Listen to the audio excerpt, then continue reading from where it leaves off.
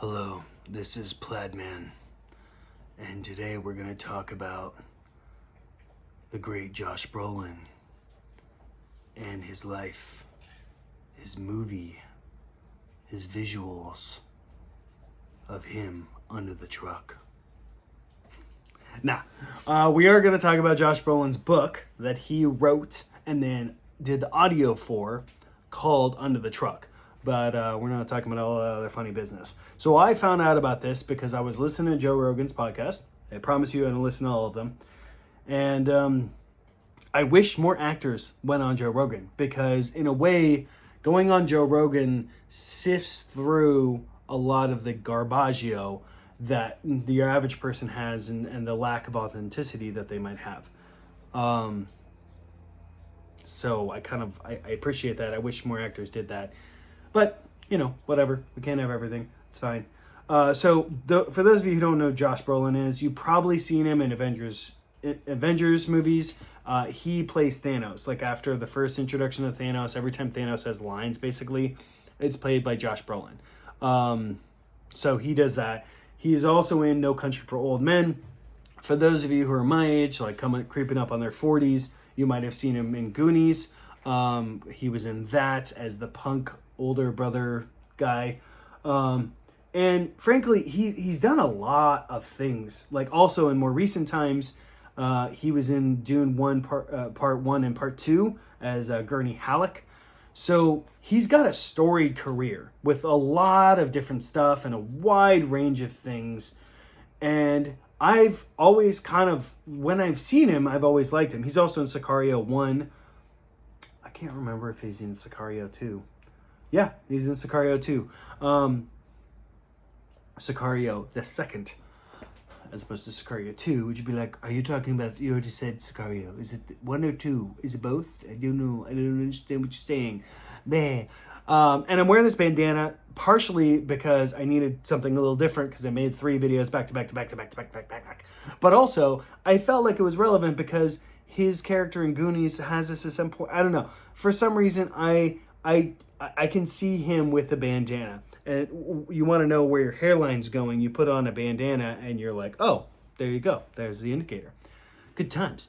That aside, he's got this gravelly voice that is, frankly, to die for, if we're being honest. It's very sexy. But he's talking about this book that he wrote about his life. Now, I've not read a lot of memoirs of actors' lives. I read the one about Matthew McConaughey. I think I did a review about it. I really enjoyed that one. And it frankly endeared me so much to Matthew McConaughey. I thought it was awesome. I thought he did a good job. I loved the audio version of it. I think I even purchased the actual book of it because it felt more interactive with the book. I have not purchased the book for this, so there's that. But this book was so interesting and weird.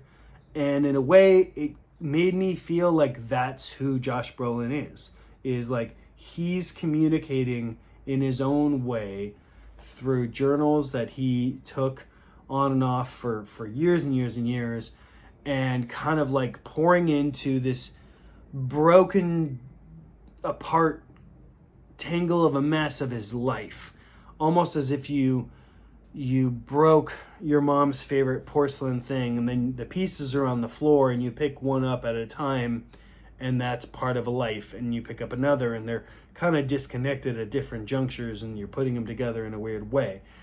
And that's kind of what his book is like. It's called From Under the Truck. He explains why, and I feel like it's appropriate. I feel like it's kind of like it's an homage, a reference to kind of his past in both ways. Either you're working on the truck or you're getting run over by the truck or whatever. Like, there's always things to be repaired and there's always things to avoid happening. And it seems like he's had a very storied life, consuming LSD at like 13 and, drinking and smoking and drugs and debauchery and all sorts of things. And it's awesome to me how he pivots into how much bad things he's done and things he's been a part of, and how he has kind of been his own person and kind of lived his own way, but constantly suffered with the question of what it is to be a man and a father and how to live your life in this profession that he's chosen, acting, but also be a good person and yet also stay real, raw, and organic. And I remember there being this wonderful conversation in the book where he's talking to the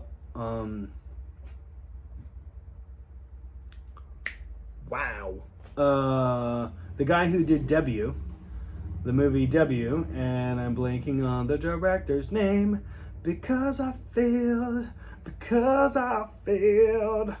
Oh wow, he did. W came out before, or no, same time as Milk. That's fascinating. Sorry, those of you who don't know, W is about George W. Bush, the younger one. The Chronicle and Life of the Presidency of George W. Bush. And it's just called W. And the director I was thinking about is Oliver Stone. Those of you who don't know Oliver Stone, he's known for being kind of fucking wackadoodle. So they have this conversation, and he, effectively remembered it and recorded it. It's his recollection of it. And it's so fascinating how you have kind of two people having this conversation, and they're like, instead of hitting each other, instead of hitting each other, they're like missing. And it's like they're talking, but it's going counter. And it's so weird to like listen to. And frankly, that's how the industry is. And I think that's kind of how people are in general. But because we tend to associate with people that we do get along with, in the industry, you don't really have that option so much. Later, maybe, like when you're established and whatever. But at the beginning levels, you're kind of just cast or you're hired to do your job and find a way to make it work with people that you don't particularly like or agree with, either politically or otherwise. And that makes for an interesting conflict, but it also makes people a bit psycho, because also when you get producers and directors who have this ability and this power and millions of dollars at their disposal, as well as this project and this idea, and there's a big question mark as to whether or not it even financially work. And so there's all this added stress and all this, and it's all very temporary, as opposed to like a normal job where it's all like built in, like, hey, we're there and this is this established things and this is what works, and oh, that's not working, let's change it. Imagine a film is like, it's like 6 months, maybe a year of like everything put together, and there's like 3 main people at the top, and then all these other people. It's a bit chaotic. Now, that isn't to justify the craziness and the insane egos and the psychiatric fucking stupid behaviors of these people, but it does kind of put in perspective the other thing of like, you'll have somebody who's not worked for a year, and then they work, and that's all their money they're going to wait till the next job, which could be another year away. And so like there's a bit of like, and I don't know if you've gone a week or 2 weeks or 3 weeks without working. Everybody I talk to who's been on vacation for a week, and they're like, oh, I'm so glad to come back to work, like towards the end of their vacation. It's like, weren't you supposed to enjoy vacation? It's like, yeah, but like work production is the basis of morale. So take people who haven't worked for a year, because that's what their profession is, they're going to be a bit bunkers. Anyways, so this is a guy who's kind of gone in and out of the whole thing. His dad was in the industry, which was a blessing and a curse, more of a blessing, but also like he was a punk. He was a crazy person. And it was such an interesting read. The only thing I would regret or would say is that some of the chapters were like a paragraph or two. It was like a poem, and it was interesting. And then other ones were like iterations and stories and examples of things that he had that kind of affected him. And my only like small, tiny regret, because once I got into it, I was into it, was I almost wish I would like finish a chapter and just pause on that and let it kind of stew. And there was an interesting thing where I was like charging my phone for a minute, and I was mid-book, mid this book, and I really had to like finish it.